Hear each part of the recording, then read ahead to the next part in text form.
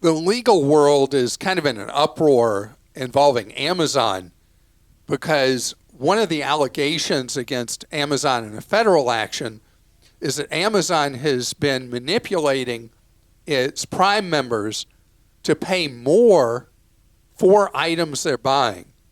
And the allegations by the feds is that Amazon has basically separated its most loyal customers, Prime members, from more than $1 billion of their own money by using artificial intelligence to charge more money to people that are very loyal to Amazon.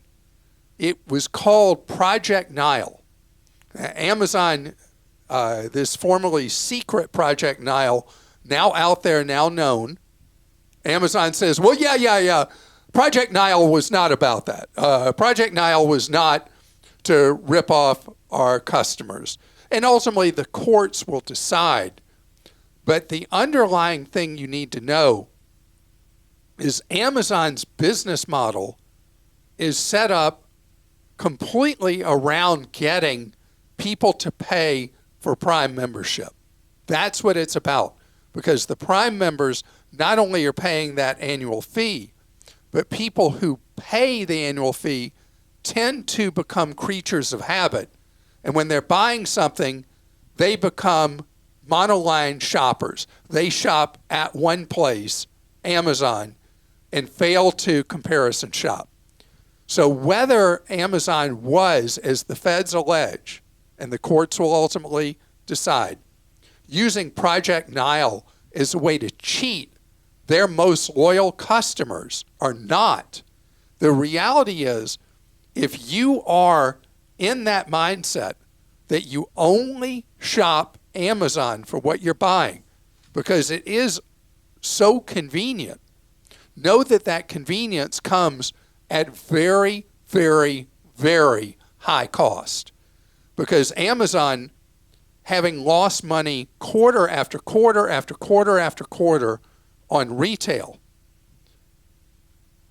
is having to do everything they can to get more money out of your pocket and push prices up, leaving you at a competitive disadvantage if you don't comparison shop.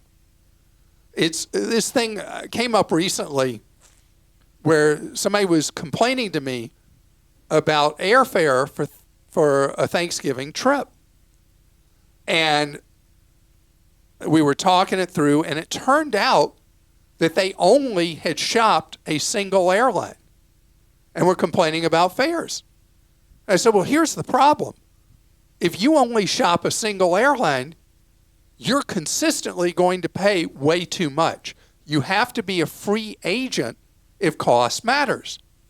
And then you reshop it and you see what it costs flying different airlines. And always do domestic searches, always. One way, never round trip. By the way, off the point, what we're talking about. But the thing is, the more you become this person who's like, has blinders on, and I only use this company, I only shop here, I only fly these people, what you're doing is you're putting your hands behind your back. Not one hand, both, in terms of what's happening to your wallet. So, yeah, the courts will figure out if Amazon was cheating you. But the reality is, in most cases, Amazon Prime members are cheating themselves by only shopping Amazon, because the lower prices consistently will be somewhere else. Not that Amazon is bad. It's just that in a wide open marketplace, Amazon still represents a tiny amount of retail, a lot of online, but a tiny amount of retail. You're missing the opportunities to save money by saying, oh, Amazon is the answer to every question.